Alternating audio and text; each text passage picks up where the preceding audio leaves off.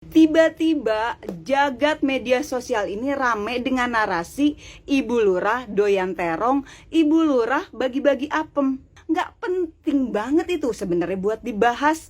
Tapi ya dimaklum aja sih ya, kan kalau keluarga Bu Lurah dan Pak Lurah ini memang selalu jadi sorotan netizen. Kalau Prabowo ingin membatasi kekuasaan Pak Jokowi, cuma satu pilihannya. Kekuasaan dan otoritas yang dia miliki harus dipakai untuk kepentingan orang banyak. Channel pasar-pasarnya Jokowi ini atau ternak-ternaknya Mulyono itu tidak akan ada gunanya tuh, karena kelihatan bahwa mereka nggak punya pengetahuan viral ke dunia internasional bahwa Jokowi itu adalah koruptor, dan itu membuktikan bahwa memang riset dari OCCRP itu lebih dipercaya daripada riset yang dibuat oleh kawanan ini yang menganggap Jokowi masih 82%, yaitu lembaga-lembaga survei itu berbohong sebetulnya. Kenapa ternaknya Mulyono pada nggak bisa mikir bahwa lebih penting untuk menyelamatkan Indonesia demi anak cucu kita ketimbang menyelamatkan Mulyono demi keluarganya dia?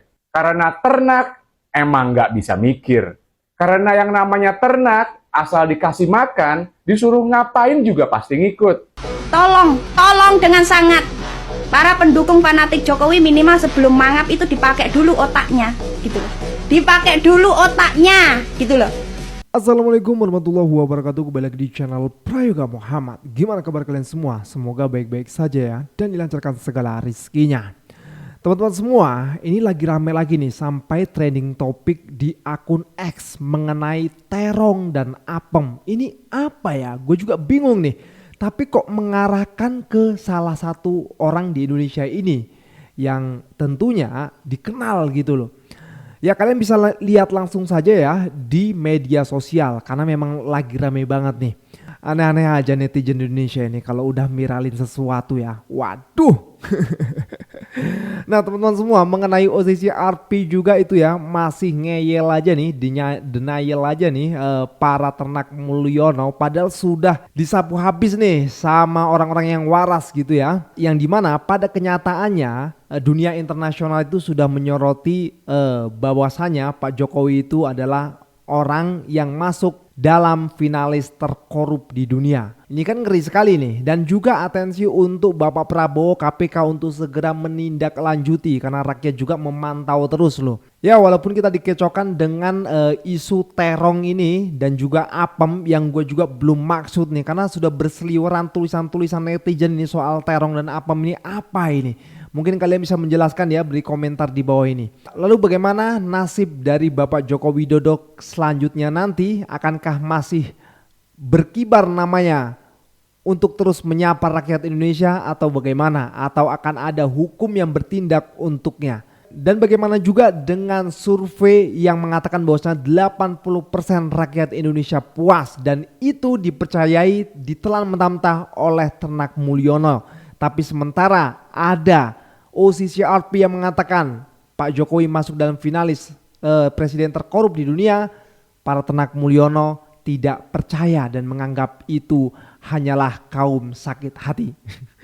Kita lihat videonya. Yang resmi. Nah, kemana otoritas atau kewenangan itu berpindah? Ke presiden yang baru. Iya. Maka pertarungan yang kita saksikan sebetulnya adalah sekarang ini presiden yang punya otoritas, artinya berkuasa, dengan mantan presiden yang tinggal punya pengaruh. Tinggal punya pengaruh. Masih ada pengaruh ya. Nah, dalam hukum politik, ketika terjadi pertarungan di antara pengaruh dan kekuasaan, kecil kemungkinan pengaruh itu menang, kecuali pengaruh itu bekerja untuk orang banyak, ya. Sementara kekuasaan bekerja untuk kepentingan yang sempit. Jika itu terjadi, maka pengaruh akan punya kewibawaan, dan dengan kewibawaan dan pergerakannya untuk menyenangkan, untuk membuat kenikmatan buat banyak orang, dia bisa menimbun kekuasaan yang bekerja secara sempit. Jadi kalau Prabowo ingin membatasi kekuasaan Pak Jokowi, cuma satu pilihannya. Kekuasaan dan otoritas yang dia miliki harus dipakai untuk kepentingan orang banyak. Untuk kepentingan rakyat kecil, masyarakat, betul, dan sebagainya. Sehingga pengaruh sebesar apapun yang memiliki Jokowi tidak akan berarti. Macan nggak bisa berburu hanya dengan mengaum. Seekor macan tidak akan pernah bisa berburu hanya dengan mengaum saja. Ayo, apa artinya? Masih mending kalau ngomongnya bener, ada dasar kajian ilmiah sesuai norma hukum. Udah cuma ngomongnya pun ngasal. Koruptor dimaafin, kelapa sawit juga pohon, gubernur dipilih DPRD. Itu mah bukan macan, itu macan. Kita cermati kan yang memang yang paling aktif itu para buzzer, tapi juga para diehard Jokowi yang masih terus membela junjungannya. Tapi opini publik sekarang sudah tidak berpihak lagi kepada mereka. Saya kira pengerahan opini publik di channel-channel buzzer-buzzernya Jokowi ini, atau ternak-ternaknya Mulyono ini dalam bahasa yang sebetulnya lebih satiris itu, tidak akan ada gunanya tuh. Karena kelihatan bahwa mereka nggak punya pengetahuan cara untuk menyelamatkan muka Pak Jokowi kan. Jadi apapun sudah terpapar semacam viral ke dunia internasional bahwa Jokowi itu adalah koruptor dalam kapasitas apapun itu. Dan itu membuktikan bahwa memang riset dari OCCRP itu lebih dipercaya daripada riset yang dibuat oleh kawanan ini yang menganggap Jokowi masih 82%. Ya kalau 80%, kenapa yang upload keburukan Jokowi itu justru yang dipercaya oleh OCRP, bukan yang 80% yang menganggap bahwa Jokowi masih diterima oleh publik. Artinya buzzer-buzzer dan infrastruktur mereka di dalam pembentukan opini publik, yaitu lembaga-lembaga survei, itu berbohong sebetulnya. Jadi baru sekarang terlihat bahwa dunia internasional menangkap dengan baik, dengan bagus bahwa sistem opini publik yang dibangun oleh rejim Jokowi itu artinya palsu. Jadi bukan 82% yang sebetulnya pro Jokowi, 82% menganggap Jokowi itu koruptor, dan itu yang dibaca oleh OCCRP. Nah, itu hal yang mudah kita duga dari awal. Kenapa? Karena kita tidak mungkin memverifikasi sesuatu yang disewa oleh Jokowi sendiri kan. Ini masalahnya, Jokowi menyewa buzzer-buzzer itu untuk sekedar memberi verifikasi pada kebijakan dia tuh. Kalau dia berakal sedikit, mesti Pak Jokowi menyewa juga devil's advocate yang melakukan falsifikasi, bukan secara verifikasi kan. Itu masalahnya. Jadi sekarang makin jelas bahwa arah politik Indonesia akhirnya juga ditentukan oleh situasi global, dan itu yang berkali-kali saya terangkan bahwa akhirnya Pak Prabowo mesti bikin garis batas air kalau hendak mengembalikan harkat negeri ini. Kriminalisasi Pak Anies misalnya, kalau itu betul terbukti, itu Pak Jokowi itu bisa dipidana karena dia menyalahgunakan kekuasaan. Kemudian juga soal kakak beradik itu, kalau itu betul ya itu rakyat betul-betul akan berterima kasih kepada Pak Hasto, meskipun kita juga tidak bisa menerima begitu saja bahwa Pak Hasto itu adalah seorang pahlawan. Karena bagaimanapun dia kan harus menghadapi juga kasusnya juga kasus korupsi. Apakah itu tidak berdampak pada kerugian negara, tapi kan definisinya itu masuk rumpun-rumpun korupsi. Jadi menurut saya Pak Hasto hadapi kasusnya dengan kesatria, dengan gentle, dengan gagah berani. Di lain sisi, dia buka-bukaan terhadap apa yang dia ketahui. Kalau itu yang dilakukan, saya yakin rakyat akan memberikan apresiasi ke Pak Hasto. Ya, itu sudah dilakukan untuk bongkar-bongkaran. Tapi teman-teman semua, sekarang kita lihat ya, banyak netizen itu sudah melek gitu loh. Justru bener-bener kompak gitu menyerang satu keluarga itu gitu ya. Dan ini mungkin menjadi hukum karma lah ya, bisa dibilang ya teman-teman semua. Apalagi Bapak Jokowi juga sekarang sudah tidak menjadi presiden lagi. Otomatis kekuasaan yang dulu berlebih sekarang sudah tak ada lagi.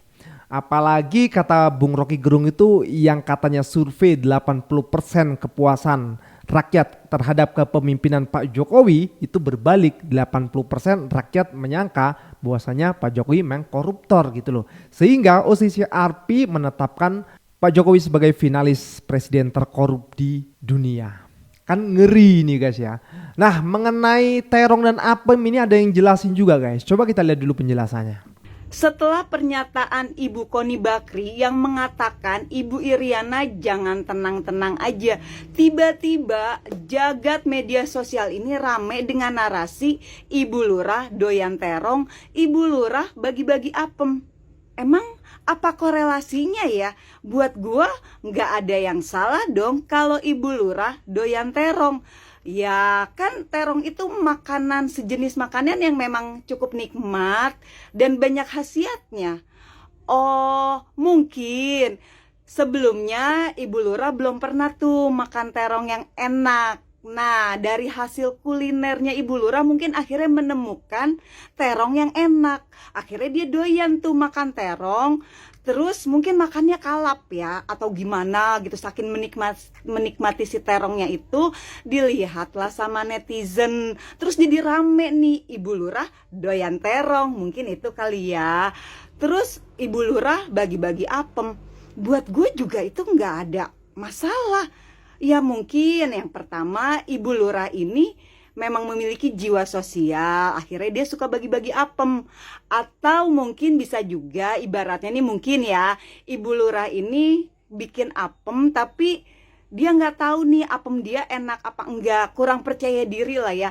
Akhirnya dia bagi-bagi tuh apemnya biar orang-orang mencicipi, kira-kira enak apa enggak apemnya. Ya mungkin itu. Aduh, itu sih nggak penting banget buat gue. Urusan Bu Lurah doyan terong ke, Bu Lurah bagi-bagi apem ke, anaknya bagi-bagi susu ke, anaknya ketinggalan sempaknya, nggak penting banget itu sebenarnya buat dibahas. Tapi ya dimaklum aja sih ya, kan kalau keluarga Bu Lurah dan Pak Lurah ini memang selalu jadi sorotan netizen. Yang paling penting buat gue itu gimana caranya Pak Lurah dipanggil sama KPK dan aparat penegak hukum terkait adanya laporan dari OCCRP. Itu yang penting. Kira-kira berani gak tuh KPK sama aparat penegak hukum memeriksa si Pak Lurah dan keluarganya, terutama si Pak Lurahnya ya, karena kan masuk di OCCRP. Itu aja sih buat gue yang penting. Jika sampai ternyata KPK, aparat penegak hukum nggak berani memanggil Pak Lurah, memeriksa Pak Lurah, ya sudahlah. Artinya kita rakyat Indonesia bisa berjuang melalui PBB. Ya kita mencari keadilan lewat PBB aja. Udah ya, nggak usah ngebahas Ibu Lurah doyan terong, Ibu Lurah bagi-bagi apem, anak sulungnya bagi-bagi susu, anak bungsunya ketinggalan sempak. Nggak penting. Oke? Yuk cus. Ya setuju sih, itu nggak penting dan nggak perlu dibahas lagi, nggak perlu dipanjangin lagi ya. Tapi yang menjadi pertanyaan gua, ini Bu Lurah ini siapa? Di Indonesia ini banyak yang jadi lurah. Pak Lurah juga siapa ini? Gua nggak tahu ini. Jadi udah stop, nggak perlu diperpanjang. Sekarang yang kita bahas adalah OCCRP. Bagaimana KPK, Presiden bisa nggak nih untuk menanggapi, menangani dan meneruskan clue-clue dari OCCRP gitu untuk memanggil yang namanya tercatut di sana gitu loh. Waduh, lagi-lagi tribun. Sempat disebut hilang, nama Jokowi rupanya masih ada dalam daftar tokoh terkorup 2024 versi OCCRP. Padahal kemarin udah senang tuh para ternak-ternaknya. Kalau nggak salah Tribun juga tuh yang bilang kalau nama Pak Jokowi sudah tidak ada lagi di websitenya OCCRP. Kok sekarang klarifikasi? Lain kali kalau mau nyenangin hati para ternak-ternak Mulyono, jangan nanggung-nanggung. Konsisten dong. Gimana sih? Kenapa ternaknya Mulyono pada nggak bisa mikir? Penyebab kenapa Mulyono sampai ada di peringkat 3 daftar nominasi pemimpin terkorup dunia. Kenapa ternaknya Mulyono pada nggak bisa mikir? Kalau di antara 8 miliar lebih manusia di dunia, dan di antara 193 pemimpin negara anggota PBB, kenapa Mulyono yang bisa ada di peringkat 3 pemimpin paling korup? Kenapa ternaknya Mulyono pada nggak bisa mikir?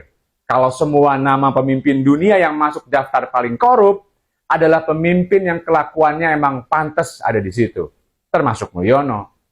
Kenapa ternaknya Mulyono pada nggak bisa mikir bahwa bukan tanpa alasan dan tanpa sebab akibat nama Mulyono ada di peringkat 3 dunia? Kenapa ternaknya Mulyono pada nggak bisa mikir bahwa lebih penting untuk menyelamatkan Indonesia demi anak cucu kita ketimbang menyelamatkan Mulyono demi keluarganya dia? Kenapa ternaknya Mulyono pada nggak bisa mikir kalau mereka itu semuanya cuma dimanfaatin doang? Jadi kenapa ternaknya Mulyono pada nggak bisa mikir? Karena ternak emang nggak bisa mikir. Karena yang namanya ternak asal dikasih makan, disuruh ngapain juga pasti ngikut. Karena ternak, kerjaannya bukan mikir, tapi nurutin pikiran majikannya. Dan kenapa gue ngomong kayak gini? Karena gue bukan ternak Mulyono. Salam semangat antitesa 24. Sampai sekarang tuh masih rame masalah si Joko yang masuk nominasi sebagai mantan Presiden Indonesia terkorup versi OCCRP. Nah, korup dan korupsi itu beda loh ya. Kalau korupsi itu ada pelanggaran hukum atau maling duit rakyat. Sedangkan korup itu pengertian garis besarnya adalah memakai kekuasaan untuk kepentingan diri sendiri dan sebagainya. Jadi udah pada tahu ya bedanya korup dan korupsi itu apa. Nah, masalah inilah yang mau gue protes. Gue mau protes keras ke OCCRP. Kenapa dia masukin nama mantan presiden kita ke dalam nominasi tokoh yang dinilai korup, tapi cuma dijadiin nominasi doang? Ini suatu penghinaan besar. Masa juaranya malah si Bashar al-Assad? Ini parah nih.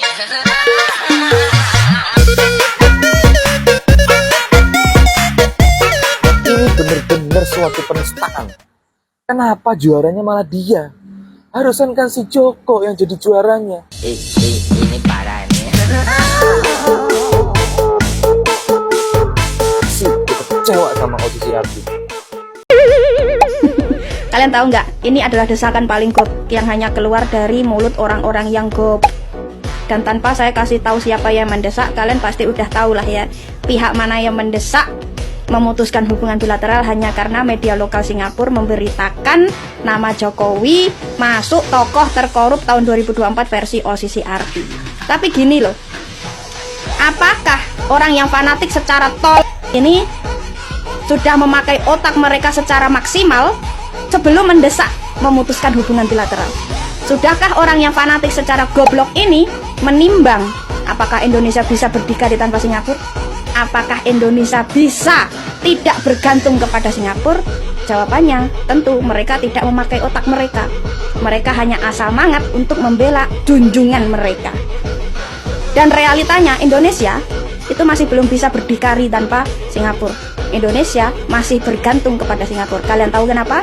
Karena Singapura adalah negara kecil yang paling banyak memberikan hutang kepada Indonesia. Dan kalian bayangin aja lah, kalau seandainya nih ya, seandainya pemerintahan Singapura itu mendengar berita desakan pemutusan hubungan bilateral hanya karena pendukung Jokowi tidak terima media lokal Singapura memberitakan tentang nama Jokowi, kalian udah berekspektasi belum bagaimana respon pemerintahan Singapura atas ini? Kalau saya sih sudah, ekspektasi saya mereka akan menertawakan, mengejek kita. Bisa-bisanya negara miskin banyak utang kayak Indonesia mengancam pemutusan hubungan bilateral dengan Singapura. Kalau seandainya nih ya, seandainya pemerintahan Singapura secara serius menanggapi desakan dari pendukung Jokowi yang fanatik secara tolol ini, apakah Indonesia mampu menanggung akibatnya? Kalau seandainya diserius ini, terus Singapura mendesak balik Indonesia untuk segera membayar hutang mereka, gimana respon para pendukung fanatik Jokowi? Apakah mereka mau berpatungan untuk membayar hutang negara? Dan kalau seandainya pemerintahan Singapura mengancam Indonesia, kalau tidak segera bayar utang, TKI yang berada di Indonesia akan diusir. Gimana tuh? Kira-kira pendukung Jokowi yang fanatik secara tolol ini mampu nggak memberikan gaji setara dengan gaji di Singapura? Jadi kalau secara garis besar Indonesia itu masih sangat membutuhkan Singapura, jadi tolonglah ya, tolong dengan sangat. Para pendukung fanatik Jokowi minimal sebelum mangap itu dipakai dulu otaknya, gitu loh. Dipakai dulu otaknya, gitu loh. Masa iya hanya karena faktor Jokowi, hubungan bilateral antara dua negara harus diputus? Masuk akal nggak tuh? Dipakai bos.